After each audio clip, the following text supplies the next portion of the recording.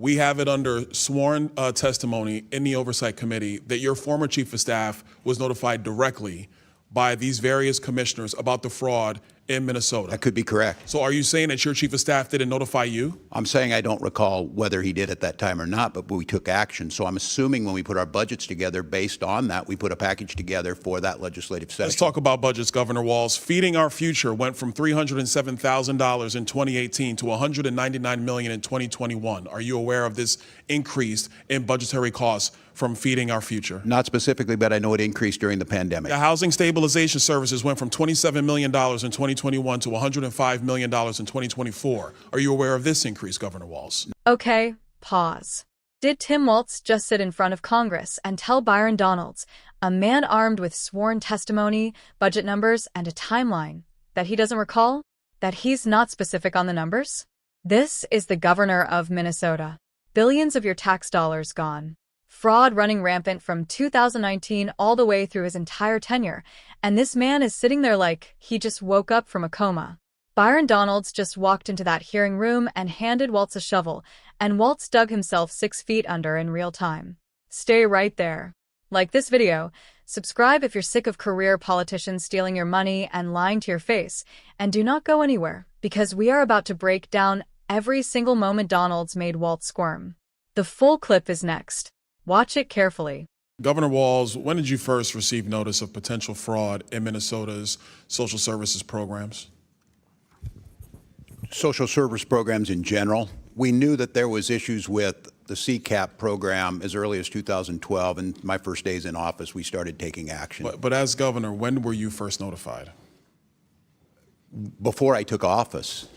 All right, Governor Walz, former Department of Human Services Commissioner Tony Laurie testified that you were aware in early 2019 of fraud in 2 Department of Human Services administered programs. Is this statement accurate? Not that I recall. I'm not sure what he's speaking about. You don't remember this meeting or this notification? No, not specifically, I don't. In March of 2019, your Office of Legal Affairs reported $5 to $6 million in alleged child care assistance program fraud. In April 2019, it was also reported that the Department of Human Services lacked proper integrity controls to control fraud. Were you aware of these reports? Not specific reports, but because of that, my office, we put forward actions to address them, starting in 2019. Is it correct that your administration was aware of the Feeding Our Future fraud as early as of May of 2020, based upon regular discussions about program irregularities? I believe that's correct with the agency, the Department of Education, and then going back to USDA. I'm gonna go back. Was your office notified of these fraud allegations? Not me specifically, that they're handled internally in the administration. It happens every day. Who was notified, Governor Walz? The agencies do their work, the commissioners, and then if someone in my office was notified, they let me know. As governor, I make, 50 decisions a day. I said I did this job for 12 years. I make more decisions in a day. Governor Walz. So someone was maybe notified, but the agencies are the ones that take the action. May I ask the next question? We have it under sworn testimony in the Oversight Committee that your former chief of staff was notified directly by these various commissioners about the fraud in Minnesota. That could be correct. So are you saying that your chief of staff didn't notify you? I'm saying I don't recall whether he did at that time or not, but we took action. So I'm assuming when we put our budgets together based on that, we put a package together for that legislative session. Let's talk about budgets, Governor Walz. Feeding Our Future went from $307,000 in 2018 to $199 million in 2021. Are you aware of this increase in budgetary costs from Feeding Our Future? Not specifically, but I know it increased during the pandemic. The Housing Stabilization Services went from $27 million in 2021 to $105 million in 2024. Are you aware of this increase, Governor Walz? Not specifically, but I know it increased. Autism centers went from $24 million in 2019 to $342 million in 2024. Are you aware of that? Not specifically again, but yes, we know the budget's increased. Integrated community supports went from $4.6 million in 2021 to $170 million in 2024. Are you aware of that? Again, not specifically on the numbers, but It's the budget. Governor Walz, you have to submit a budget to your legislature every single year, like every governor has to do. If you're not aware of these increases, what was your office Everyone doing? is balanced. My budget is about $72 billion. It includes 23 agencies. Florida's 6 budget's million people. $115 billion, sir. But what were you doing if you're seeing program increases like this amid allegations of fraud in your state? Action was being taken on these starting back in 2019. If it's CCAP. Can you describe the and other action that was taken in 2019? Sure. In 2019, I'll go to the first things that we did on child care assistance. We lowered the standards on proof of administrative fraud disqualification. Whoa, you lowered the increased standards? We lowered the standards for proof of administrative fraud. The standards where we had to prove it were so high it was impossible to try and do it. So we lowered what it took to show that fraud was happening. And what did you do with the results of lowering the standards to prove fraud? What did you do? Put 79 people in prison and. But Governor Walz, Continue the to fraud prosecute. continued to increase. It increased under your tenure. Do you acknowledge that?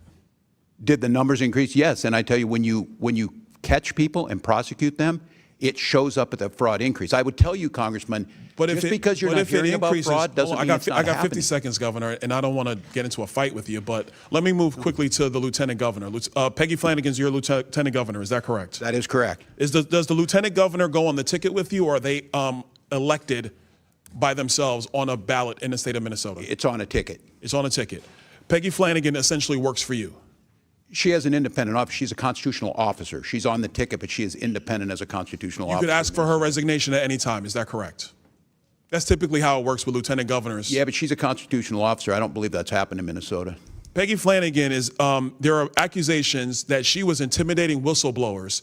There was a meeting on April 12th of 2024, where she went on stage and publicly denounced whistleblowers in the state of Minnesota, calling them losers in their mother's basements. Is this the type of treatment that your administration allows for whistleblowers in Minnesota? I'm not familiar Are with you that. aware of any intimidation of whistleblowers in the state of Minnesota? It's There not are 30 whistleblowers who have given letters to this committee on the record saying that they have been subject to intimidation by your administration because they were trying to stop the fraud in Minnesota. I encourage them to go to the OLA and the independent sources in Minnesota that are The open to do OLA, that. you're the governor. No, the OLA is the independent But sir, office of you're the legislative governor. audit. Why don't you take responsibility for what's going on in your state? We do take responsibility. None of those people, I'm telling you, I have no knowledge But you of them lost coming billions of dollars of American taxpayer money in the process, Governor Walz. We prosecuted these people, Congressman. I think Florida has fraud. I would argue that the prosecutions have largely come from the federal offices That's as not how opposed to the this state works. offices. You know that we refer What them do you to mean them. that's not how it works? That's They're exactly partners. how it works. They're partners. They partner together. Our BCA. Is the Attorney General allowed to investigate fraud and prosecute fraud in the state of Minnesota without the Department of Justice federally? Are you allowed to do that, Attorney General Ellison? Yes, and we do prosecute Medicaid. Yes, and we do prosecute Medicaid fraud all the time. We've prosecuted over 300 people. Apparently not enough, because Minnesota's rife with it. I yield back. Tim Walz just got absolutely dismantled, and he deserved every second of it. Byron Donalds didn't come in there with talking points. He came in with sworn testimony, with hard numbers, with a documented timeline of failure, and Walz had nothing. Nothing but "I don't recall" and "not specifically." That is not governance. That is a man hiding. His own chief of staff was directly notified about the fraud, directly by multiple commissioners. And the governor of Minnesota, the man who wanted to be one heartbeat from the presidency, sits there and says he can't remember if his own right-hand man told him. Either your administration is the most incompetent operation in the history of American government, or you are lying under oath. Pick one, Tim. And those budget numbers? Feeding our future exploding from $37,000 to $199 million in 3 years, while fraud investigations are already open? Housing stabilization jumping from $27 million to $105 million? Autism centers from $24 million to $342 million? These aren't rounding errors. This is a systemic looting of American taxpayers happening in broad daylight. And Walz's answer is that he doesn't pay attention to the specific numbers. He runs a $72 billion budget, and he doesn't notice programs growing by tens of thousands of % during active fraud investigations. That alone should disqualify him from ever holding public office again.